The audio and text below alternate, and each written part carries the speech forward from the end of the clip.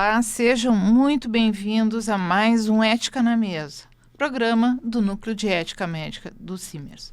Hoje nós vamos falar sobre um tema essencial, cada vez mais presente no nosso dia a dia, a ética na saúde pública. Políticas públicas em saúde, elas vão muito além da gestão, são decisões que impactam diretamente a vida das pessoas. Por trás de cada escolha, existe uma questão ética. Quem cuidar, como cuidar, as prioridades.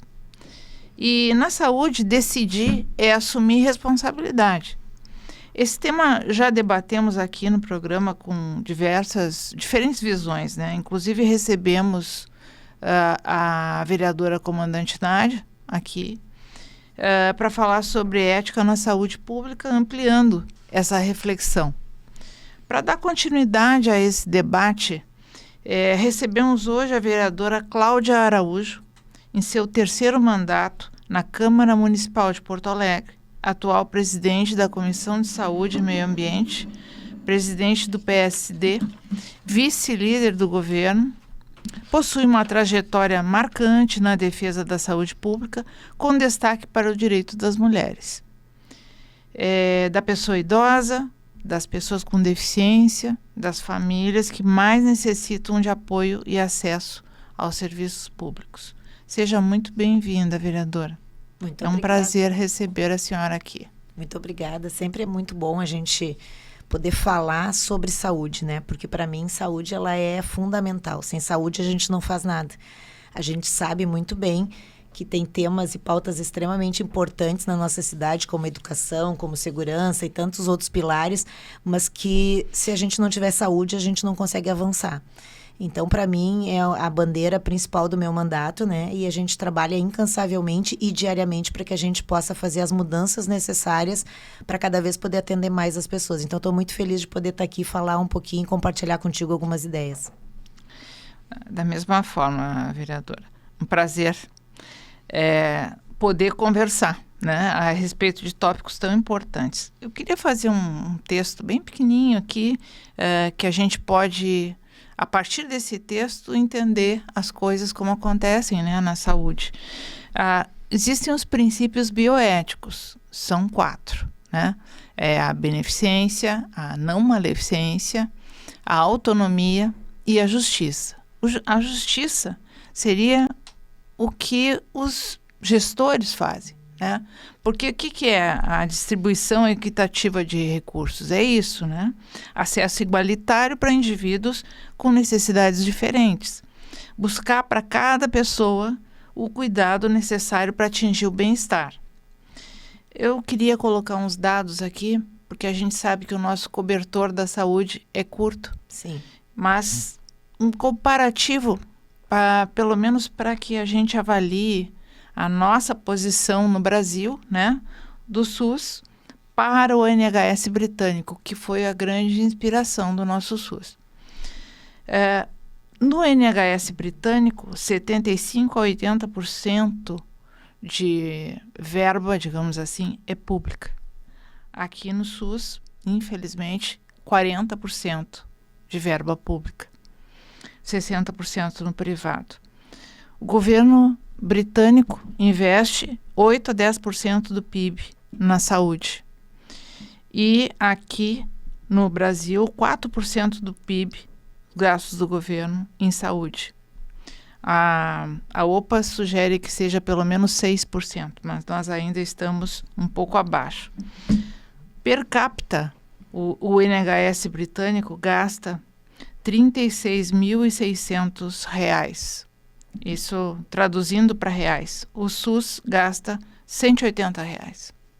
A diferença é bastante grande. E essa diferença torna o nosso SUS, infelizmente, mesmo que ele tenha uma esfera municipal, uma esfera estadual. Seja tripartite. Exatamente. Mesmo com tudo isso, nós somos subfinanciados, né? A saúde pública é subfinanciada. Então, baseado nessas constatações da realidade, onde é que a senhora enxerga hoje os principais dilemas éticos na saúde pública? Isso é um caso é um fato, né, tão amplo, né, tão complexo para que se fale, né. Na verdade, eu acho que a filantropia é também um caso a ser estudado, né. Quando tu tem lá uma participação de 100% em filantropia e tu entrega através do SUS menos do que isso, tu já não está cumprindo com o que tu deveria fazer, né? Então, começa aí a nossa conversa. Né? Eu acho que quem tem 100% de isenção dentro da filantropia tinha que entregar 100% SUS. Esse é o meu pensamento. Hoje, Porto Alegre, por exemplo, e eu só posso falar por Porto Alegre, a gente conhece e acompanha, né, todo o estado e alguns casos a nível de Brasil, mas hoje Porto Alegre vem gravado para a saúde 15% do governo. E a gente coloca em torno de 21%, 22%, e não é para fazer saúde, é para apagar incêndio, como eu digo. Hoje, todo o excesso que se coloca é para que a gente possa atender as pessoas para que elas não percam suas vidas, mas não é uma coisa preventiva. Claro. A gente não consegue fazer esse trabalho preventivo. O governo do estado tinha que entregar 12%, não consegue entregar também esse valor, e não é essa gestão, não é esse governador. Não, ele não entrega. É de muito tempo e de muitas gestões que a gente vem acompanhando que chega no máximo a 9 alguma coisa por cento. Então, esse diferencial em milhões e bilhões, que às vezes acontece, com certeza faria diferença, e muita. O governo federal, a mesma coisa. Eu estive em Brasília há pouco tempo, estive no Ministério da Saúde, e tem dinheiro em Brasília. A gente não tem programas e projetos como deveria para que a gente possa receber esse recurso. Então, a gente recebe aquilo que está gravado para o nosso estado, para o nosso município. Poderia se ampliar essa construção. Então, eu acho que o SUS é o melhor sistema que existe, desde que tu consiga entrar nele, ter acesso a ele.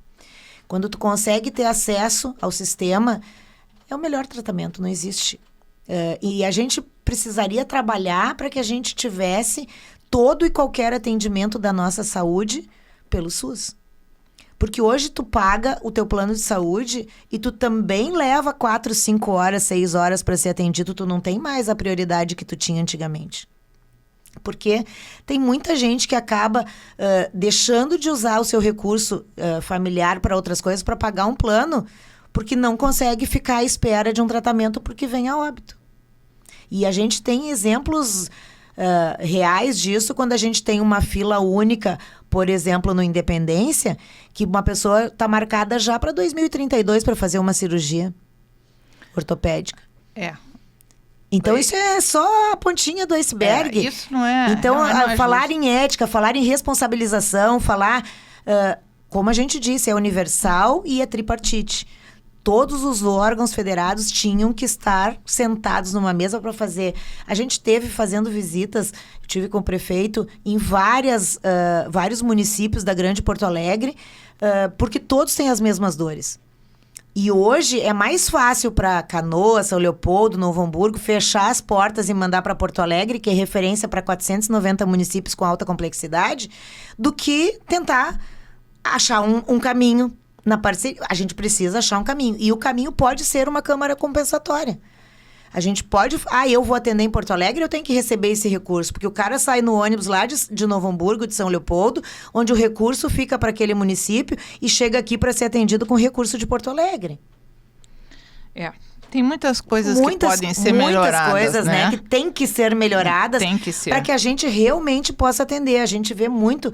E aí eu já estou indo além da tua pergunta, mas eu acho que uma coisa vai puxando a outra. A questão, por exemplo, dos queimados no HPS. A gente é referência para todo o estado. Hoje, a gente só tem o Cristo Redentor e o HPS praticamente que faz esse atendimento, alguma coisa na Santa Casa. Mas o HPS é referência, porque é o único que é porta aberta para todo o estado. E a gente não recebe recurso para isso. O nosso recurso, ele é mínimo. É um problema crônico. É 6 mil para manter um leito de queimados hoje em dia, e a gente recebe 1.000. Eu sou formada há 43 anos. E eu convivo com esse tipo de problema, pelo menos desde que o SUS existe, é certo. Né? Mas antes mesmo... E tu vê luz no fim do túnel?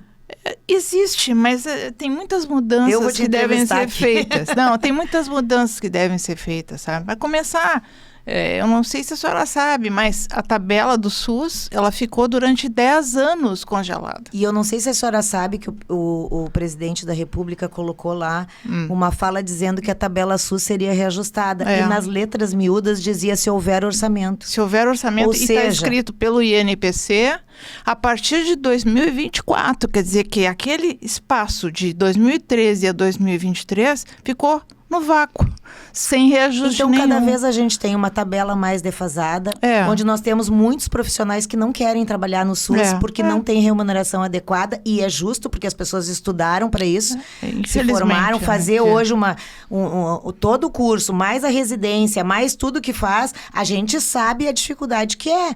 Então, assim, não tem essa valorização dos profissionais, porque a tabela não compensa isso. Então, assim... Teria que começar pelo governo federal, mas que é quem determina isso. Tudo tem solução, desde que as pessoas tenham boa vontade para... Falta muito disso. Falta, mas tem que ter boa vontade. Quem a senhora acha que deveria definir as prioridades na saúde? O gestor, o técnico ou a pressão social? Eu acho que é um conjunto, né? Eu acho que não é nenhuma... Como é que o gestor, porque é quem gesta o recurso e que ele é finito, vai dizer quem pode ou não pode ser atendido, porque aí tu tá falando de gestão. Como é que o técnico vai... Porque a gente não tem... Eu acho que o grande problema hoje do gerente e do GERCOM é a questão da prioridade, a priorização. Quem faz a priorização disso? Eu sempre falo sobre isso. Porque a gente tem um médico competente com muitos pacientes para serem atendidos, que ele não consegue muitas vezes dar conta de todos, e quando ele volta lá atrás para ver a prioridade, talvez fazer a mudança dessa priorização dentro do sistema, esse paciente em 2, 3 dias ele evoluiu de forma contrária e ele vem a óbito. Por quê? Porque a gente não tem mão de obra, não tem pessoal suficiente para fazer essa priorização como ela tem que ser. Então, eu acho que é um conjunto de fatores, né? Não é nem a questão do gestor, nem a questão do técnico, mas o paciente, se ele hoje ele não impactar a sociedade, se ele não abrir a boca, como se diz, para dizer, olha só, eu tô com a minha mãe aqui no hospital há 10 dias, numa cadeira sentada, precisando de leito e não tem leito, e a imprensa não vier para fazer esse acompanhamento... E aí, às vezes, as instituições acabam acolhendo para não gerar um grande tumulto, ela também não consegue ser ouvida. Então, eu acho que tem uma participação, um pouquinho de cada um, para que a gente possa fazer a mudança. Todos têm que fazer parte dessa construção. Veja bem, nessa situação que a senhora colocou, quem que acaba sempre sendo visto socialmente como estando agindo errado? A pessoa médico, que está prestando serviço, exatamente. Médico, com certeza. Então, isso também não é justo com o médico. Claro que não. Então, tem que haver uma forma de solucionar isso que não seja colocar toda a responsabilidade em cima de quem está prestando serviço. Certeza. Porque o médico não faz as coisas sozinho. É por isso que a minha resposta para ti foi essa. Não é um fato isolado. O gestor tem responsabilidade, o técnico tem responsabilidade e o usuário também. Então, tem que ser feita uma construção que hoje não existe. Hoje, se as pessoas não gritarem, elas morrem. Hoje, se o médico não conseguir atender, ele é culpado por tudo. Hoje, se o gestor não entregar, ele é culpado. Então, a gente tem que achar um meio do caminho. Mas o que a gente tem visto, por falar no meio do caminho, o que a gente tem visto é que o médico está sendo, inclusive, vítima de violência em instituições de saúde, exatamente porque as pessoas pensam assim, se eu não fizer tal e tal coisa, eu não vou sair daqui com o meu atendimento, então eu vou quebrar tudo, vou xingar, sabe, o profissional que está aqui, às vezes até agredir fisicamente, que a gente tem visto, isso aí está acontecendo. E não é assim, a gente tem que ter uma forma de resolver isso. Os gestores, tem acontecido isso, especialmente organizações sociais. A gente vê os escândalos que estão pipocando em tudo que é lugar. E não é só aqui no Rio Grande do Sul, o Brasil inteiro. Sim. Então, são empresas que recebem verba pública e não pagam os funcionários que estão ali trabalhando. Nós fizemos, inclusive, enquanto Comissão de Saúde, nós fizemos uma visita no Hospital Porto Alegre, porque nós tínhamos muitas denúncias com relação ao hospital, que tem uma contratualização de leitos com o município e que a alegação era de que não estavam pagando os funcionários. Então, nós fomos lá, enquanto comissão, para ver isso. E, realmente, isso que tu está trazendo é muito importante, porque a gente recebe muita denúncia, enquanto comissão de saúde, de profissionais que não estão recebendo. Ou se recebem, às vezes recebem parcelado, ou às vezes não é depositado o fundo, ou não é depositado isso. Então, a gente sabe da importância da valorização dos profissionais. Agora, a gente precisa deixar claro, e eu estou aqui no Sindicato Médico, que é grande parceiro e que eu tenho o maior carinho e respeito.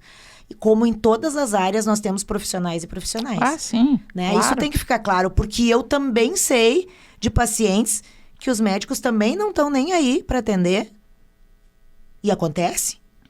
São poucos, mas acontece. Maus profissionais existem. Maus profissionais. Então, assim, mas a grande maioria, isso é muito importante a gente deixar claro, tem um trabalho muito sério, muito responsável e que precisa ser visto. E que hoje a gente não consegue ver. E é como tu disse, a gente vê, a grande sociedade vê os médicos como vilões. Isso mas não me atendeu, mas estava lá dormindo, eu estava tomando cafezinho. Tem alguns que fazem isso, mas a grande maioria trabalha incansavelmente. Vamos ser justos, nós temos bons profissionais, temos maus profissionais, temos bons políticos e maus políticos. Com certeza. Temos bons gestores, maus gestores. Bons gestores e maus gestores, mas só que a gente vive nesse meio todo e sabe de tudo isso. Sim. E tem que ser mudado. Tem que ser mudado, exatamente. Então, eu queria... Vem aí a próxima pergunta aqui. O que a senhora acha? Qual é o papel que o legislativo pode ter para garantir essas decisões éticas na saúde? O que vocês no legislativo podem fazer? O papel do legislativo é fiscalizar, né? Eu acho que esse é o papel fundamental. Só que a gente tem que ter muito cuidado com fiscalizar também, porque nós já tivemos vários outros fatos aí de tu te sentir legítimo dentro da tua questão de ser um legislador e entrar hospital adentro, entrar clínica adentro, com todos os direitos e tudo, e expor profissionais. Então, assim, isso não pode também. Como nós falamos, temos bons e temos maus e precisa ser feita a fiscalização.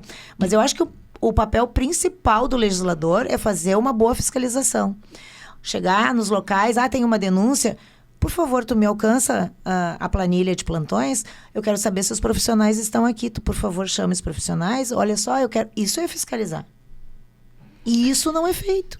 Não é feito, e assim, médico não tem carreira de Estado, né, de modo geral. Sim. Então, o médico, ele vai trabalhar nessas empresas geridas por OSs, que recebem dinheiro público, quando recebem, né? Eu vou te dizer uma coisa... Mas isso, para mim, é uma coisa que, assim... Toda sinceridade, eu sou contra nós termos empresas de fora do nosso estado trabalhando na saúde pública do nosso estado, tá? Pois é. Para começar por aí. Vem gente lá, empresa de Minas, empresa de São Paulo, porque nós temos não sei quantos anos de gestão, tem uma ficha gigante de vários problemas dentro da área da saúde e vem fazer gestão dentro de Porto Alegre. Meu maior problema em relação a esses gestores é o seguinte... Mas tem uma licitação, tem um edital, eu vou lhe falar as regras a gente tem que absorver. Eu vou lhe falar um exemplo bem assim, simples, pueril. Na minha casa, nós andamos fazendo umas reformas lá de jardim e tal, e eu chamei um carroceiro para retirar determinadas coisas que tinha. E ele largou em qual esquina? Não, ele largou, ele faz tudo direitinho. Tá. Né?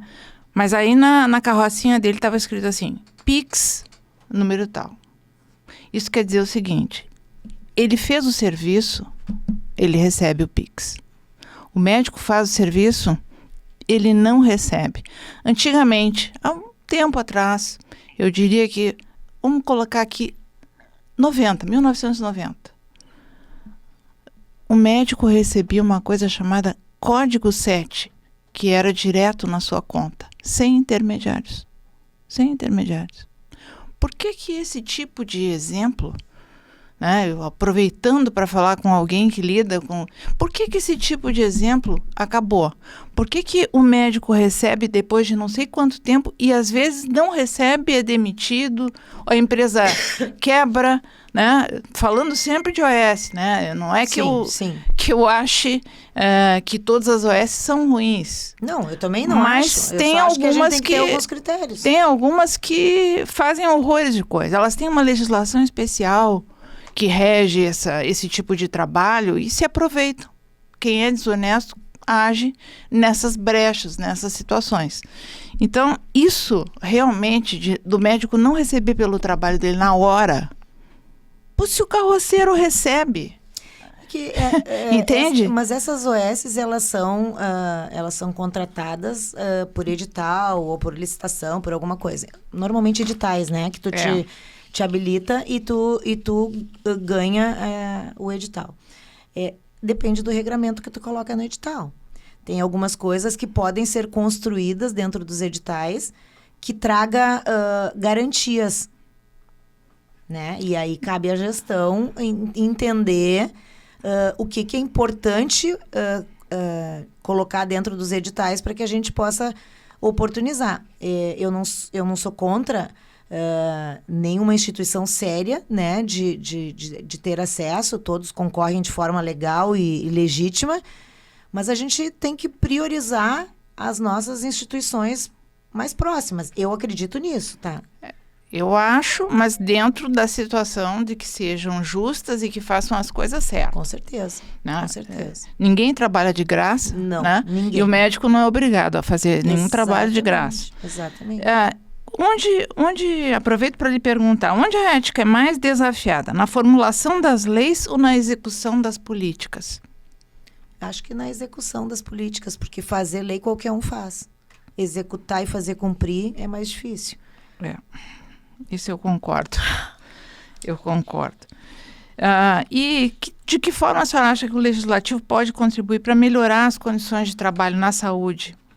Olha, eu sou uma vereadora que eu trabalho incansavelmente, como eu te disse, dentro dessa questão de saúde pública, né? Para mim, eu recebo muitas demandas, estou sempre encaminhando, sempre buscando achar soluções e também ajudar a construir leis que sejam viáveis para a serem executadas para melhorar a vida das pessoas. Né? Então, tem algumas coisas que dentro do legislativo, junto com a gestão, a gente consegue fazer algumas mudanças. A gente sabe que tudo depende de orçamento, que tudo tem um limite para acontecer, porque uma coisa é a vida real, outra coisa é aquilo que a gente gostaria que fosse a vida real. Sim. Né? Então, tem uma distância muito grande entre o que a gente pode e o que a gente quer. Né? Mas eu acho que o legislativo ele é fundamental, porque é através do legislativo que se criam as leis, mesmo as vindas do executivo, passam pelo legislativo e têm que ser aprovadas, sancionadas depois pelo prefeito, mas para poderem ser executadas. Então, é uma cadeia extremamente importante para que a gente possa ter esse diálogo aberto, e por isso eu fiz tanta questão de estar aqui com vocês também, para que a gente esteja sempre à disposição para ouvir, né? E nós já somos parceiros do Simers há muito, muito tempo, né? Em várias lutas aí de valorização dos profissionais e tudo mais, porque a gente entende que só juntos a gente vai conseguir fazer as mudanças necessárias. Elas não vão acontecer de imediato, elas têm um tempo de maturação e a gente sabe que muitas vezes demora e muitas pessoas, infelizmente sofrem com isso. Umas pagam com a vida, né, pela demora das mudanças, outras com a desvalorização do seu trabalho e pelo seu estudo de uma vida toda, mas a gente não pode desistir. Não, claro. Eu acredito que a gente pode fazer mudanças, deve fazer mudanças, e essas mudanças só vão acontecer quando a gente tiver diálogo. Como tá? Vamos colocar assim, Porto Alegre. Quais são os principais desafios éticos na saúde municipal hoje? Na verdade, eu acho que a questão das priorizações de gerente de GERCOM são os nossos maiores entraves, pelo que eu te falei, pela questão humana, né? Porque isso é uma coisa diretamente ligada ao paciente. Eu canso de receber pacientes que me mandam, olha só, me marcaram a minha consulta para daqui a um ano. Daqui a um ano eu não preciso mais da consulta, eu já morri. Me marcaram um exame para eu fazer, eu sou da Zona Norte, para eu fazer lá na Zona Sul. Eu não tenho dinheiro para pagar o ônibus. Então, assim, eu acho que esse é o maior entrave da questão, porque quando tu fala de ética, tu fala de respeito à vida. Respeito à vida. Né? Sem dúvida. Então, quando tu fala de respeito à vida, tu tem que priorizar o usuário. Então, quando tu prioriza o usuário, tu faz as mudanças necessárias. Por que que a gente não consegue, quando faz as contratações, fazer elas regionalizadas? Para que quem é da Zona Norte possa fazer seus exames na Zona Norte, quem é da Zona Sul possa fazer na Zona Sul. Nunca entendi. Pois é. Eu conheço gente que vai, migra peregrina da Zona Sul até a Zona Norte, sem necessidade para E às vezes, assim, tu recebe lá, eu canso de receber isso. Eu tô no sistema, fui no posto de saúde, me colocaram dentro do sistema, tá? E eu tô há 1 ano esperando. Eu voltei lá no posto de saúde e eles não encontraram o meu encaminhamento. Me tiraram da fila. Isso acontece muito. Aleatoriamente. Ninguém sabe por quê, ninguém explica por quê, mas a pessoa não está mais na fila, ela tem que entrar de novo. E aí a gente tem casos, por exemplo, de pessoas que precisam de cirurgia bariátrica. A gente sabe que a bariátrica, ela é uma coisa de uma caminhada longa. Longa, tem que ser uma equipe. Porque tu precisa do acompanhamento pré, do nutricionista, do psicólogo e todos os exames preventivos e tudo, para poder fazer o cirúrgico. E às vezes tu tá esperando há 2, 3 anos e quando tu vai ver, mas não me chamaram ainda, tu não tá mais na fila. Então, os nossos números, eles não são fidedignos. O que a gente tem na fila hoje, por exemplo, só para tu ter uma ideia, nós temos mais de 20 mil pacientes na fila de espera de colonoscopia. Isso é um absurdo, porque o câncer de colo, o câncer de reto e tudo mais, é através da coluna que tu enxerga, que tu consegue ver. Desses 20 mil pacientes, quantos pacientes vão morrer por não terem feito a colonoscopia? E por quê? Isso. Porque a nossa tabela SUS não paga. O que paga, a gente não tem quem queira fazer. Então, eu acho que tem muitas questões aí envolvidas, né? Não é que o médico não queira trabalhar. Não, mas... Tá cheio de médico querendo trabalhar. Alguém trabalha de graça? Ninguém. Porque o médico tem conta para pagar. E aí a gente fala na valorização do profissional. Exato, o médico tem conta para pagar. Ele não vai no isso vem da tabela SUS, que é governo federal. Pois é. E aí, o que a gente faz? Mas é isso que eu estou dizendo. Então, assim, não a coisa pode é muito falar... mais complexa do que a gente Então, sabe aquela questão ali das roupas do rei? Que o rei estava nu e ninguém falava? Ninguém tinha coragem de falar? Então, antes da gente dizer, mas é um sistema de saúde assim, assado, torne assim, assado. Porque nesse momento não é. Exatamente. A realidade é bem diferente. Então, vamos ser realistas. Isso aí. Paguem melhor, né?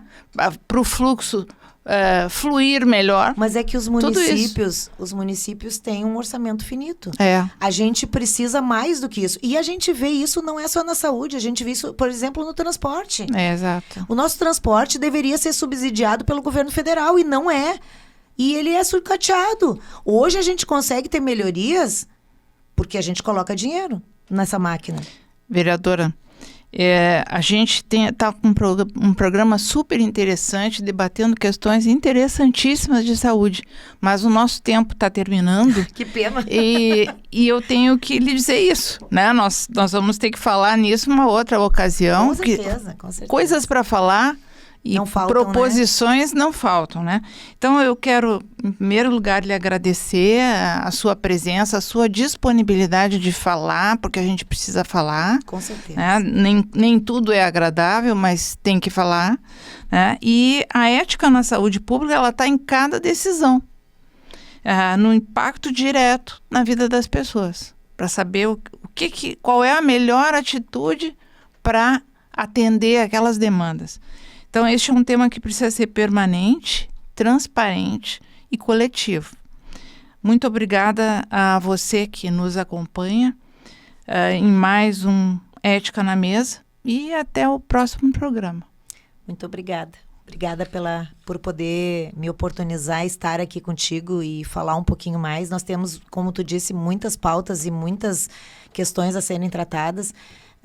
Sobre várias doenças, principalmente doenças raras, que é uma coisa que eu gostaria de voltar aqui para a gente poder falar sobre isso, porque a gente conseguiu uma judicialização ímpar a nível de estado, é a primeira no estado e a segunda no Brasil, para incluir no SUS a medicação Tofersen para ela, para quem tem esclerose lateral amiotrófica. Então, tem muitas pautas importantes que a gente pode discutir aqui no CIMERS, que eu acho que é extremamente importante, e eu estarei sempre à disposição.